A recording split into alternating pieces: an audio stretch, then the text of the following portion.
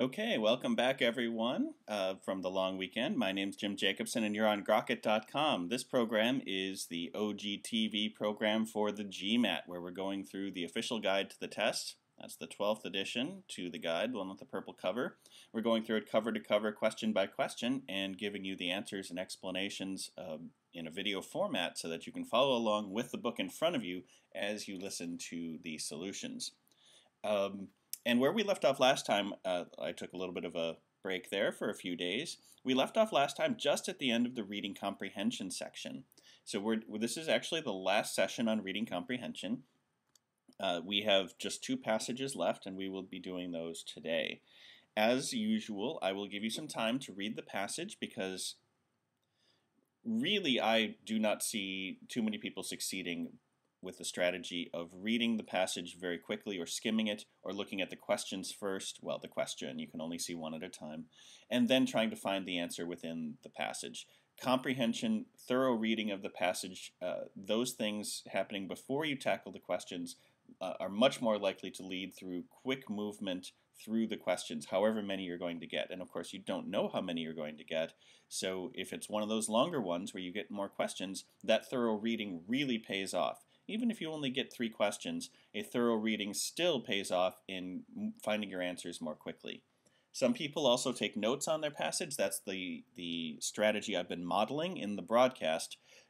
And I take notes slightly more thoroughly, writing longer, more complete sentences than perhaps I might on the real test, just to make sure that you can follow my notes. But you get the idea of what things I would choose to write notes on.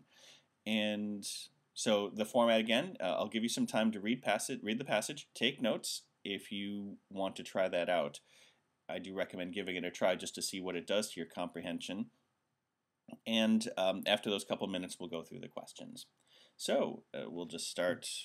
We are starting on page 404. And let's see. And then we are on question 128. And we started at 33 after. So I'll give you a few minutes and read the passage, take some notes. I will do the same.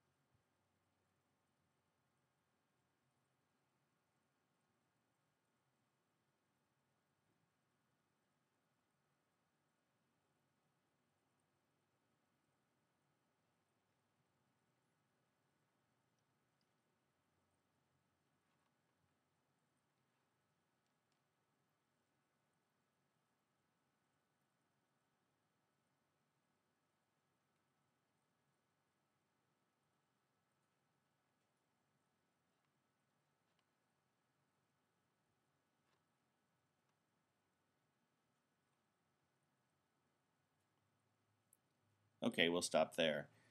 And so again, as always, it's a good strategy to do your own kind of big picture analysis of the passage before you start tackling the questions, because it allows you to, if nothing else, eliminate wrong answer choices. Of course, if you are asked a question about the primary purpose of the passage, that thinking goes directly in there. And part of that thinking includes whether the author is trying to convince you of something or simply describe or explain something. In this particular case, the author is not trying to get us to use plant hormones or anything like that. So, this is definitely an explanatory passage, and the overall tone is explaining about how these plant hormones work, their similarity to animal hormones, and then these oligosaccharides. I actually didn't look up how to pronounce any of these chemicals, so if any of you are science or engineering people who know how these are pronounced and I'm doing it wrong, I guess you can laugh at me. But anyway, so, but hopefully everyone else will say, oh, well, I didn't know how to pronounce it either, so Jim's doing his best. Anyway, so in general, it's about how these plant hormones and then this other molecular messenger work in plants and their similarities to animal hormonal systems to a lesser extent. Anyway, let's take a look at the questions. So, number 128, according to the passage, the 5 well-known plant hormones are not useful in controlling the growth of crops because. And that was in paragraph 2, where we find out that these pleiotropic plant hormones are multi-use. They do more than one thing at once. In fact, the line says, let's see, 15, 16, 17, line 17, the 5 have so many simultaneous effects that they are not very useful in artificially controlling the growth of crops. So, they're not very useful in controlling the growth of crops because they have so many uses, according to the passage. So we would need to find an answer choice that looks like that. Answer choice A, it is not known exactly what functions the hormones perform. So that can't be right, because that very paragraph goes on to explain how one particular plant hormone has multiple effects, and it lists the specific effects. So it's not that they don't know. In fact, it's that they do know exactly what functions each hormone has, and there's so many that it's not worth using to control the growth of crops. Choice B, each hormone has various effects on plants. That sounds very like the citation from the passage, and it's also what is then borne out by the example used later in that paragraph. So we'll keep choice B as our most likely candidate. Choice C, none of the hormones can function without the others. There's no support for that in the passage, and so we can pretty safely eliminate that. D, each hormone has different effects on different kinds of plants. We don't really hear about different kinds of plants in the passage, so I think we can rule this one out. This one's outside the scope of the passage. We are talking about plants in general, not one specific type versus another specific type of plant. And choice E, each hormone works on only a small subset of a cell's genes at any particular time. And that seems to be not precisely true, actually, because if each of these hormones can trigger all these different effects, each of those are triggering different genes, and so it's not actually a small subset. The small subset has to do with the actual genetic expression. So that phrase about subsets of cells' genes is in the section about how genes are expressed from cells that all have the same genetic material. So it's kind of a mismatch or a combining together of several elements that appear in the passage but are not actually unified in one part. Basically, choice E is there to attract people who are skimming for things that looked like things they saw in the passage. So choice B is the only one that remains tempting after our analysis.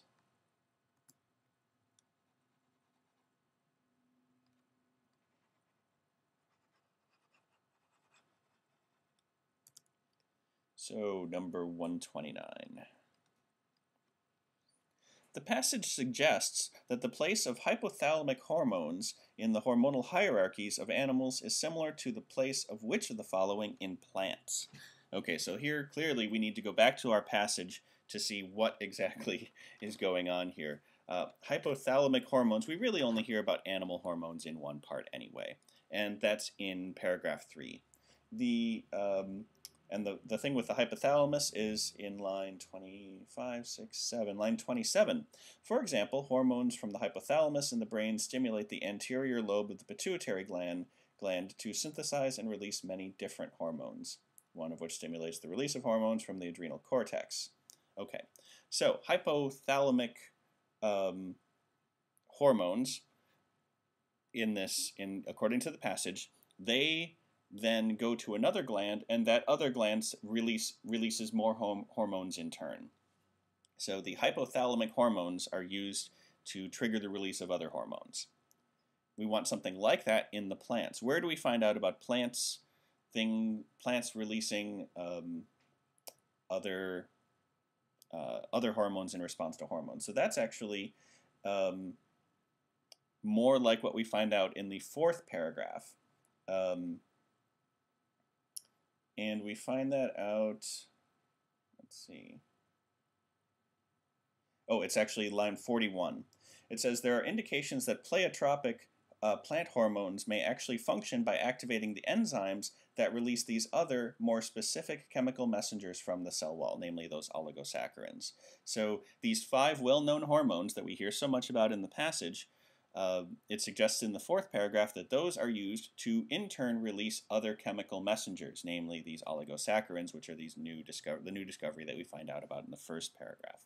So, according to the passage suggests that hypothalamic hormones in animals are similar to the way these 5 known plant hormones work, these pleiotropic ones. So we want something like that in the answer choices. Again, my explanation was relatively lengthy. When you're thinking through this on the test, you could go through the process I just described in your head more quickly, because you don't have to vocalize it, and you would get thrown out if you did. So, the passage suggests that the place of hypothalamic hormones in the hormonal hierarchies of animals is similar to the place of which of the following in plants? A. Plant cell walls. No, plant cell walls were the places that these oligosaccharides get released from. So that's not it. Are they similar to the place of the complement of genes in each plant cell? The analog to genes would be genes, not hormones to genes, so it's not B. C, a subset of a plant cell's gene complement, same thing. The analog in animals would be genetic. You know, genes are like genes. D, the 5 major hormones, and that's actually the answer we were looking for. These hormones that release other chemical messengers, the hypothalamic hormones in animals, and these 5 known plant hormones, these have the similar place in the hierarchy. So that looks likely. And then choice E, the oligosaccharides. So this one is the reverse. The hypothalamic hormones are the ones that release the specific ones. The specific ones in plants are these oligosaccharides. So E is the closest one. It's the one that should be the most tempting to you, but it actually reverses the relationship. So this is the sad answer, but tempting. So it's not E. It is, in fact, answer choice D. That one's tricky. Because it's as much an inference as not exactly an application question, but it is asking you to kind of paraphrase the model of what role those hypothalamic hormones had, and then apply that to the plant model, which is no easy task. Question number 130. The passage suggests that which of the following is a function likely to be performed by an oligosaccharin? So where do we find out about that? So that's actually the fourth paragraph, and it starts right in line 38. We find out these oligosaccharides are fragments of the cell wall released by enzymes. Different enzymes release different oligosaccharides. So there are different oligosaccharides, and there are indications that pleiotropic plant hormones may actually function by activating the enzymes that release these other more specific chemical messengers. So remember, the problem with those 5 known hormones is that they do multiple things. But what's becoming clear, and from the thing that's suggested by the fourth paragraph, is that these oligosaccharides are the things that take that general message, which can have more than one meaning, those 5 known hormones. Those then release these oligosaccharides, which have more specific meanings, and say, okay, I want this particular part of the plant to grow up, as opposed to the leaves going up and the roots going down and all these other things that can happen at the same time. So that's what we want in our answer choices. Basically, the fourth paragraph tells us that oligosaccharides narrow down what the task is that the hormone is triggering. Okay, so A, would an oligosaccharin stimulate a particular plant cell to become part of a plant's root system? Well, that sounds like a specific task, but I mean, when we were predicting, we were imagining something about multiple, that anyone would perform a more general statement rather than a specific one about the plant's root system. So let's just keep it. It doesn't exactly match the prediction. Choice B, to stimulate the walls of a particular cell to produce other oligosaccharides. So this one is something that totally happens in the passage, but it's those 5 pleiotropic plant hormones, the well-known ones that are listed at the beginning. Those are the ones that trigger oligosaccharides, not an oligosaccharin itself. That's not B. C, to activate enzymes that release specific chemical messengers from plant cell walls. So these specific chemical messengers from plant cell walls are the oligosaccharides. Oligosaccharides do not cause oligosaccharides, So this is a confusion of definition meant to attract people who kind of lost track of which hormones or which chemical messengers do which thing. D, to duplicate the gene complement in a particular plant cell. We don't actually have anything about duplicating gene complements. Obviously, that does happen in cell, in cell growth. They have to kind of copy out the gene complement, but that's outside knowledge and totally outside the scope of the passage, so it's definitely not D. And then E, to produce multiple effects on a particular subsystem of plant cells. So the production of multiple effects, those are the hormones that are one level up, the things like auxin and ethylene and whatever the 5 known hormones, those are the ones that have multiple effects. The oligosaccharides have singular effects, so it can't be E. So let's just go back to A. To stimulate a particular plant cell to become part of a plant's root system, that is a specific task. When we did our prediction, we were imagining an answer choice that would say oligosaccharides do specific tasks, plural. This one took one specific one and gave us a specific example. And, on closer reading of the question, a function likely to be performed by an oligosaccharin, we probably should have expected, or excuse me, I probably should have expected a single function. Maybe you did in your own reading. But, I guess every once in a while stuff like this happens where you don't read, you don't necessarily read as carefully. But if you still understand what the question is asking, you can still narrow down the answer. Anyway, so it is answer choice A. That is an example of what an oligosaccharin would do. It's a likely example. Answer choice A to number 130. Moving on. We move on to the next page.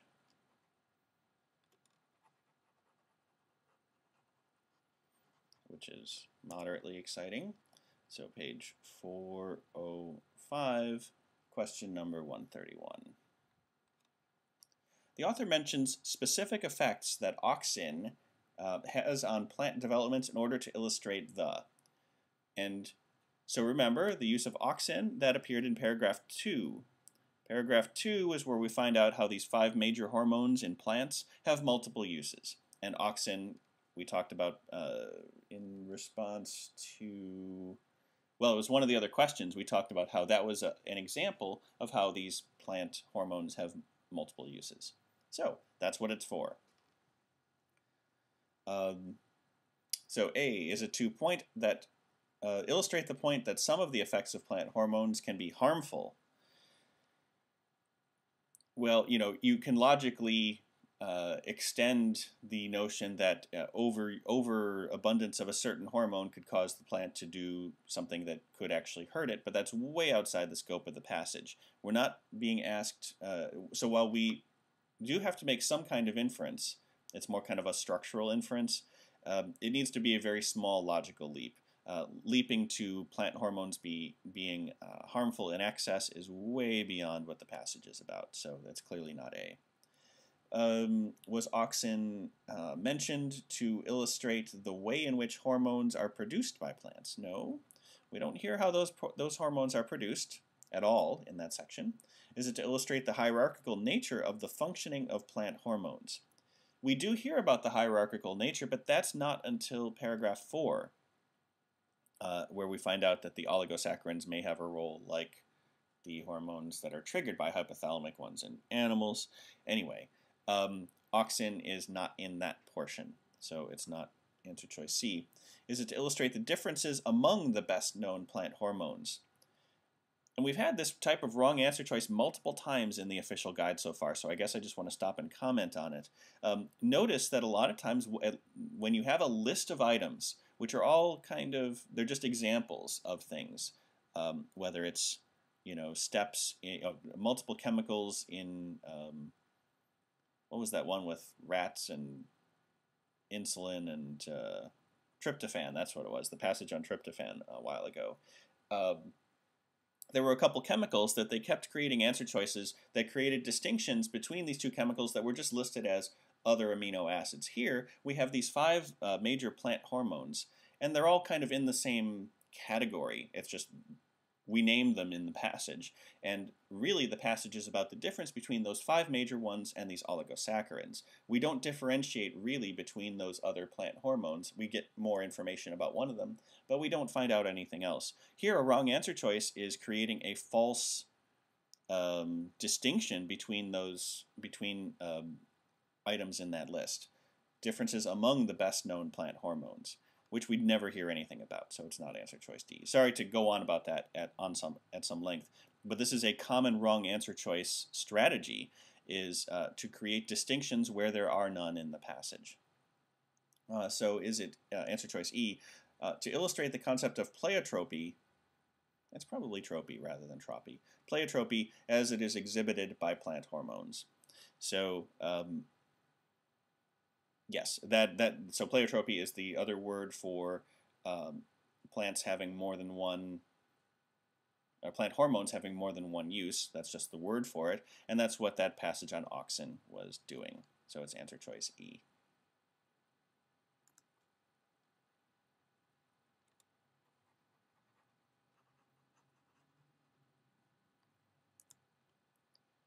Number 132. According to the passage, which of the following best describes a function performed by oligosaccharides? So again, where we find out about that is in paragraph 4, where we find out, remember, that these are likely doing the specific jobs that the 5 well-known plant hormones cannot do because they're so general. So we want something like that they do something specific.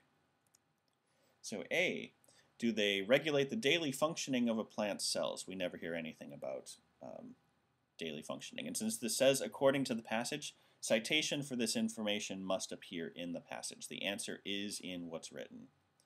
Choice B, interacting with one another to produce different chemicals. We don't hear about interaction, interoperability of oligosaccharides. Choice C, releasing specific chemical messengers from a plant's cell walls. That's what oligosaccharides are. Those are chemical messengers from a plant cell wall. So that's relying on confusion of definition there. Choice D, producing the hormones that cause plant cells to differentiate to perform different functions. No, that's what those 5 major hormones do. They then cause the release of these different oligosaccharides, and that's what determines the different expression of genes. So it's not D. So choice E, influencing the development of a plant's cells by controlling the expression of the cell's genes. So that sounds most likely. Because it actually says in line 41, there are indications that pleiotropic plant hormones may actually function by activating the enzymes, namely oligosaccharides, that release these, activating the enzymes that release these other more specific chemical messengers, that's the oligosaccharides, from the cell wall. So those are the more specific, that's the part where we find out that oligosaccharides do specific tasks. So it's answer choice E. Last one on oligosaccharides, plant hormones, etc. Number 133. The passage suggests that, unlike pleiotropic hormones, oligosaccharides could be used effectively too. So here we have to make an inference. The inference that we have to make then is the difference between these multi-use hormones and the ones that actually impact specific areas of plants. So the answer choice will be something like that, but we can't really tell just by looking at what the passage, which answer choice is going to be correct. So we need to see which one of these is actually supported by information in the passage. A, could oligosaccharides effectively be used to trace the passage of chemicals through the walls of cells? Now, there's nothing really that suggests that they would be better at that than the pleiotropic plant hormones. Tracing paths through cell walls doesn't really seem like something that happened. B, to pinpoint functions of other plant hormones. Probably not. I mean, again, oligosaccharides have specific uses. The big five have multiple uses, but I don't really see support in the passage for the idea that oligosaccharides, with their specific uses, would pinpoint the functions of other plant hormones. It seems like they already kind of know what the major plant hormones do, and these oligosaccharides are just being investigated. One would not necessarily make it easier to figure out another. C, could oligosaccharides be used to artificially control specific aspects of the development of crops? So there's that word specific that we were kind of hoping that we would see, because remember, oligosaccharides have specific tasks. And we did actually find out in the passage that pleiotropic plant hormones are not good for kind of genetically altering or encouraging certain aspects of plants to happen, encouraging certain genes to express. Whereas oligosaccharides, being more specific, could be used to make the plants greener or leafier or have deeper roots or more shallow roots. So this one sounds pretty good. Let's keep going though. D, alter the complement of genes in the cells of plants. Well, both sets of hormones cause genes to express, but they don't actually alter the complement. In fact, we find out that in lines 1 and 2, all the cells in a particular plant start out with the same complement of genes. So neither of these hormones alters the complement. Complement is just like the set of genes. E, would oligosaccharides be used to alter the effects of the 5 major hormones on plant development? No, that can't be right. It could make them more specific. In fact, that's what oligosaccharides do. They narrow down, so auxin, the example used, let's just say it has 5 uses on its own. Oligosaccharides would do just one of those uses. So it would not actually alter the effects of the hormones. They simply specify which use of the hormone is being done, or are the specific application of that hormone. Anyway, so it's not E. It is, in fact, answer choice C, that oligosaccharides could be used to artificially control specific aspects of the development of crops. Whereas the pleiotropic plant hormones, the multi-use ones, have too many uses to do that. Answer choice C. Okay, so last passage. 1, 2, 3, 4, 5, 6. 6 questions on this one, and it's a longer passage. So 406, page, whoops. Helps to write with the pen on, question number 134. So once again, I'll give you a little bit longer to read this one. I'll give you, like 4.5 minutes to do this one. And then we'll tackle the questions. So starting now.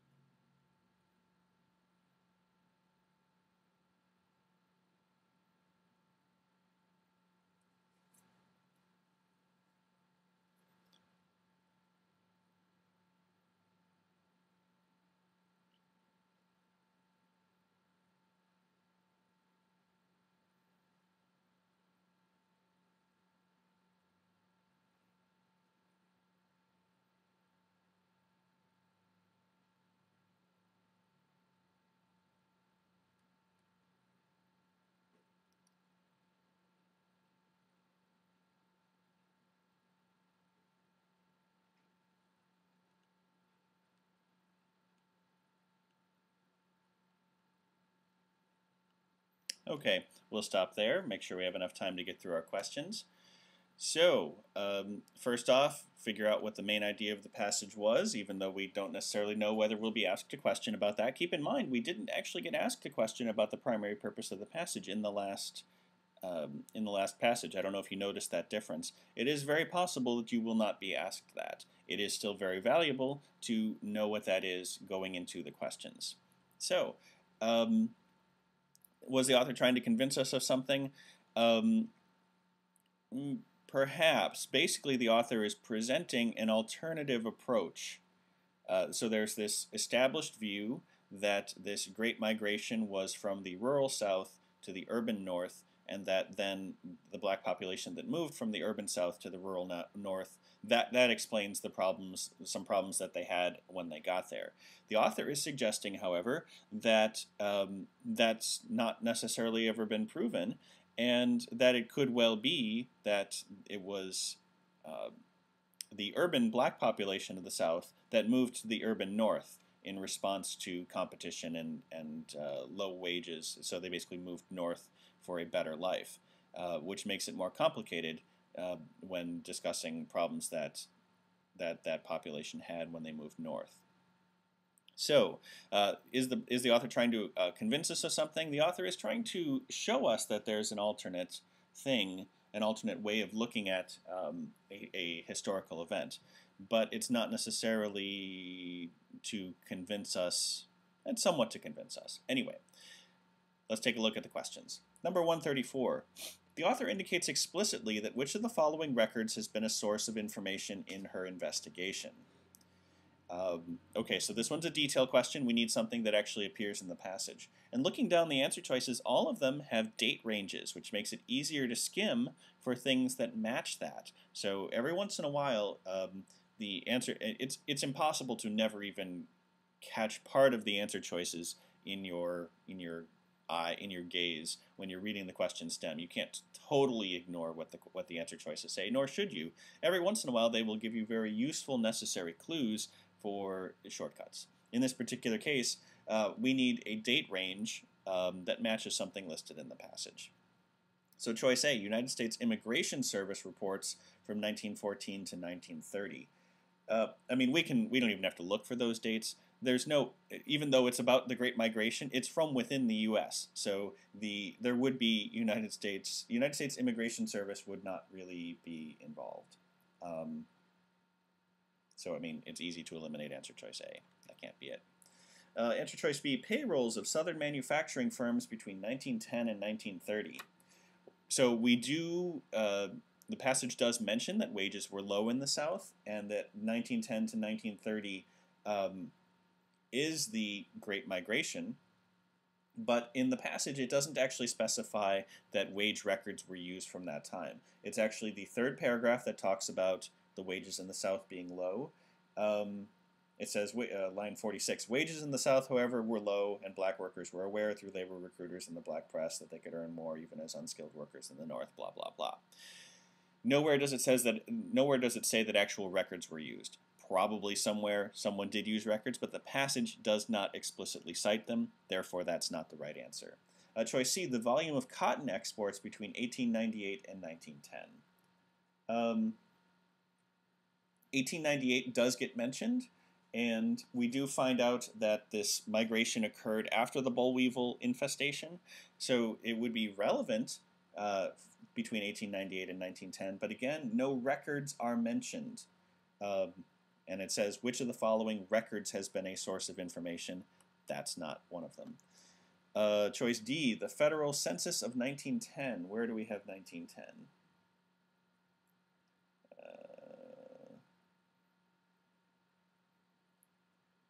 Okay, so that's line 27. In 1910, more than 600,000 black workers, or 10% of the black workforce, reported themselves to be engaged in, quote, manufacturing and mechanical pursuits, quote, the federal census category, roughly encompassing the entire industrial sector. So there, seeing how many reported themselves as engaged in a certain type of work, and then it specifically mentions the federal census there from 1910, that sounds right, but let's just keep going.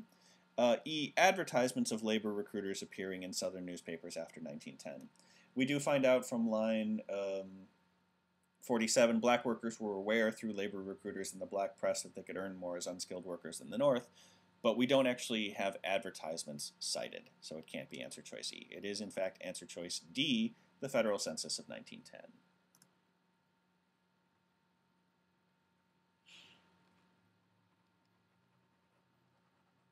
And in this case, again, the dates made it a little bit easier for us to kind of fish, or it made it easier for me in the course of the broadcast to fish out where in the passage those specific bits appear.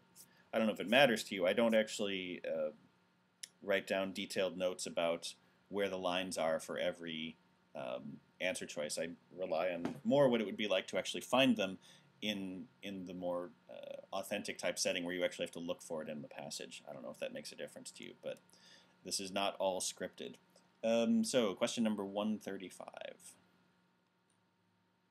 In the passage, the author anticipates which of the following as a possible objection to her argument. Where do we find out about a possible objection? So that's actually,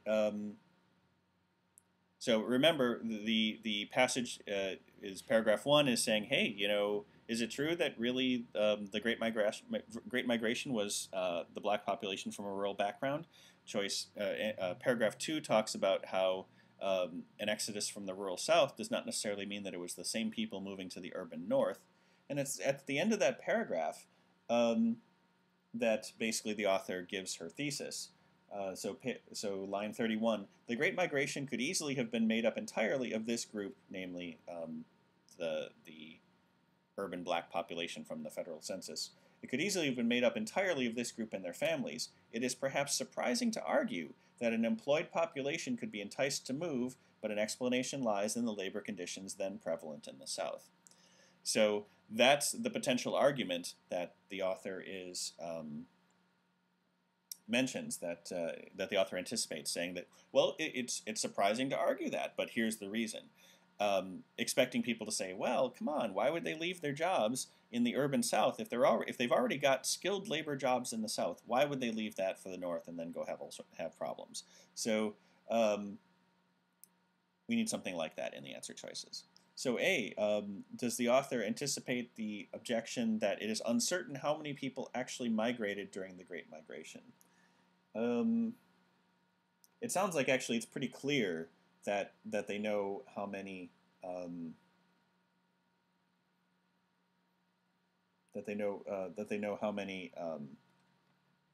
people migrated. I'm just looking for that bit of the passage. Well, it's pretty clear because they talk about how the largest number moved between 1916 and 1918. So they actually have ideas of how many people moved every year. So it's not in question how many people left. Choice B, does the author anticipate the objection that the eventual economic status of the Great Migration migrants has not been adequately traced? No, I mean, we do find out that that they had subsequent economic problems in line 55, 6, 7. The easy conclusion tying their subsequent economic problems in the North to their rural background comes into question. So it sounds like, while there is a question, the question is whether being from the rural South was the issue, not whether they actually had economic problems. So, wait, sorry, that was supposed to be B. Choice C, does the author anticipate the objection that it is not likely that people with steady jobs would have reason to move to another area of the country? And that's exactly what we anticipated, actually. That should be the smiley face. It says, it is perhaps surprising to argue that an employed population could be enticed to move. We'll just double check choice D and E. Does she anticipate the objection that it is not true that the term manufacturing and mechanical pursuits actually encompasses the entire industrial sector? Well, the author does mention that part of the passage, or that part of the argument, but there's not. It's stated as if there's not likely to be an objection. That is to say, it's understood that that is what that definition, what that occupation consisted of at that time. Or E is the objection that of the African American workers living in southern cities, only those in a small number of trades were threatened by obsolescence.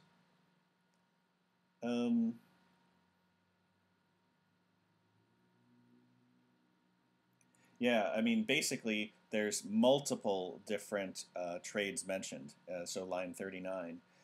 Some were from the old artisan class of slavery, blacksmiths, masons, carpenters, which had monopoly on certain trades.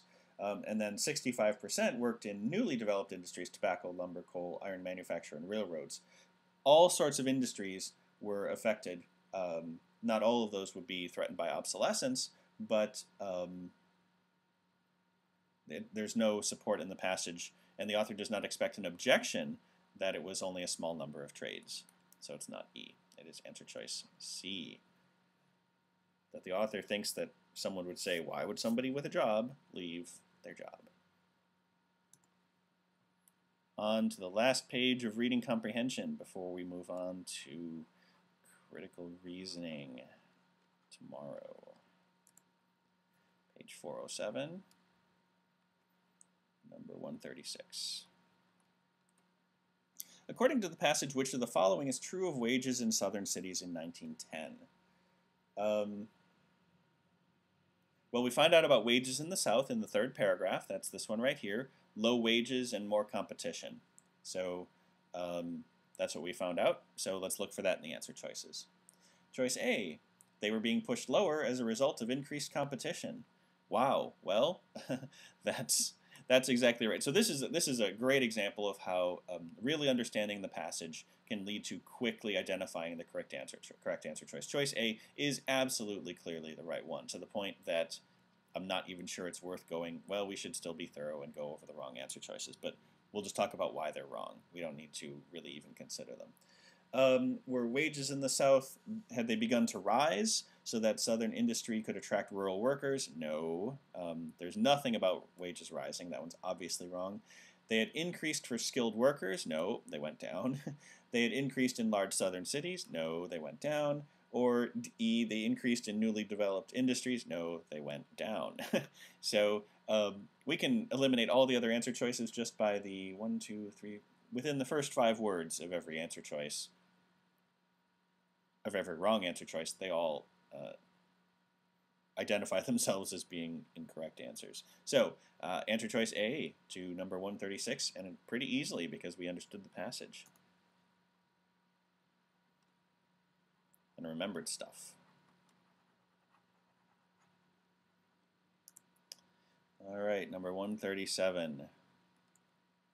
The author cites each of the following as possible influences in an African American worker's decision to migrate north in the Great Migration, except. And again, that decision process is in the third paragraph, because remember at the end of the second paragraph is where the author says, and we know it's a she because the OG hints at it, the author claims in her passage that, well, what could possibly entice someone with a job to move? So the third paragraph is those reasons, is a list of those reasons. So all of our answers are in paragraph 3. Wage levels in northern cities. Well, we find out in line 49 that they could earn even more as unskilled workers in the north. So A is mentioned, so it's not the right answer.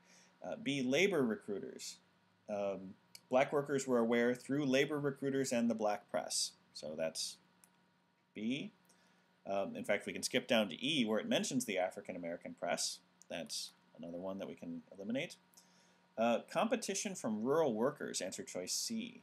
So that's a little bit further down. It says, after the boll weevil infestation, urban black workers faced competition from the continuing influx of both black and white rural workers. So that's another reason why they would have moved north. Choice D, voting rights in northern states. Nowhere in this passage do we find out about voting rights in northern states. Therefore, that's not one of the things the author cites, and we can say that is the right answer. And 2 more.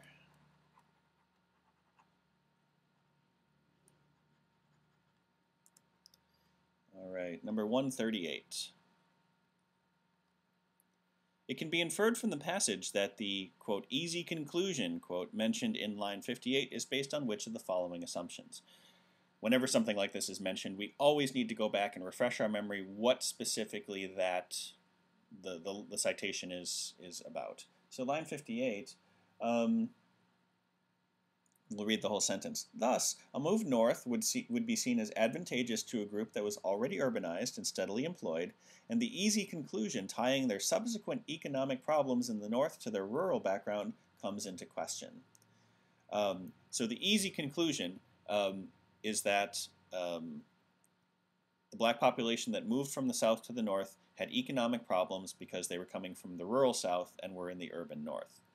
Whereas the passage is saying that perhaps it was rural south moving to somewhere in the urban south, and it was the urban south moving to the urban north. Okay, so the easy conclusion is they were moving from the country to the city. And so we need an assumption that says that that's their easy conclusion, basically. So A is the assumption that people who migrate from rural areas to large cities usually do so for economic reasons.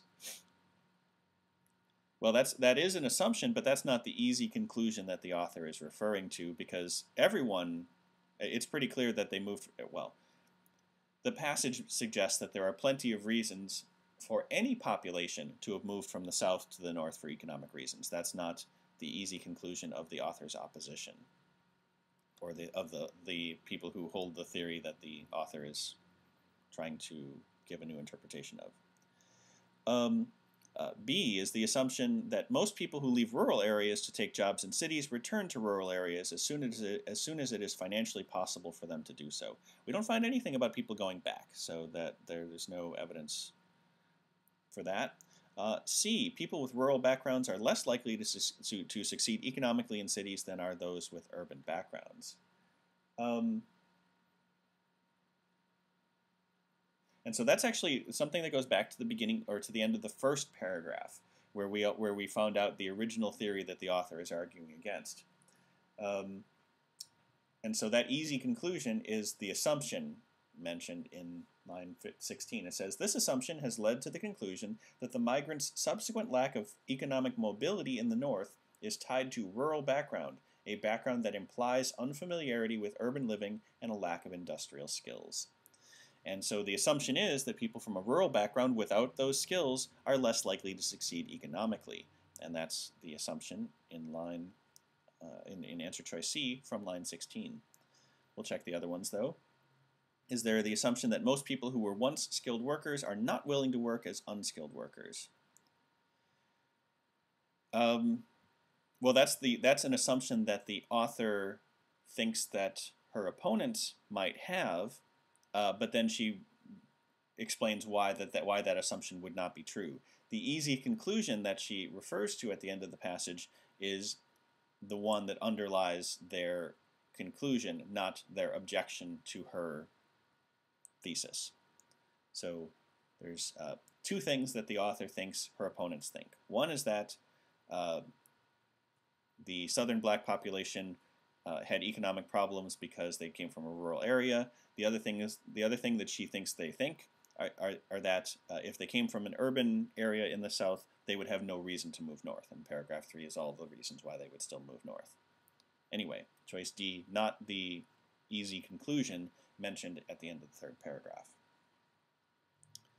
And then choice E, people who migrate from their birthplaces to other regions of a country seldom undertake a second migration. There's nothing about multiple migrations, so it can't be any of those.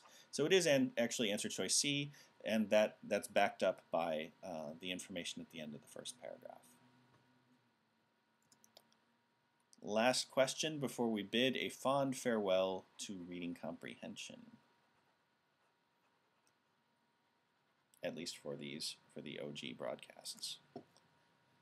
So question number 139. The primary purpose of the passage is to. Okay, so we did get a primary purpose one on this one after all. So let's look at, and sometimes the initial verb will give us a lot of information. Not always, but a lot of times we can make some information, or make some inferences about the quality of an answer choice based on its initial verb.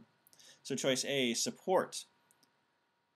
Well, it could be supporting her own point of view. So support an alternative to an accepted methodology.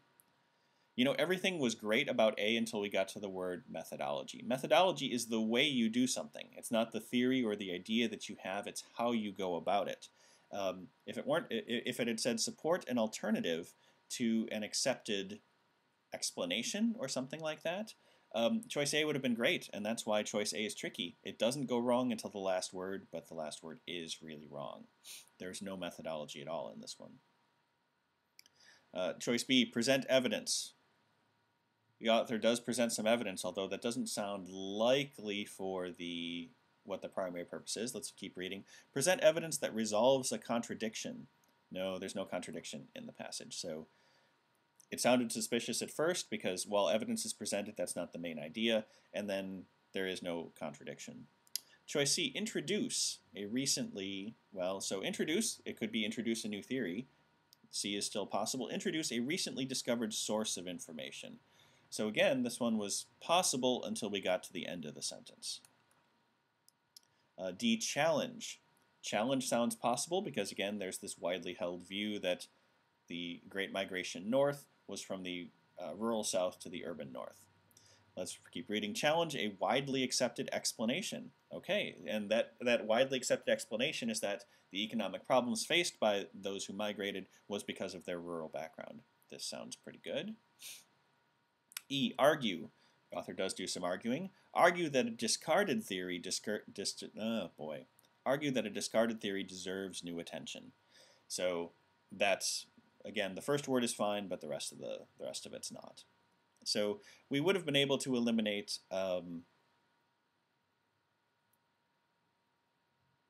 well, probably B is the one that we would have been most easily able to eliminate just based on the first word or two.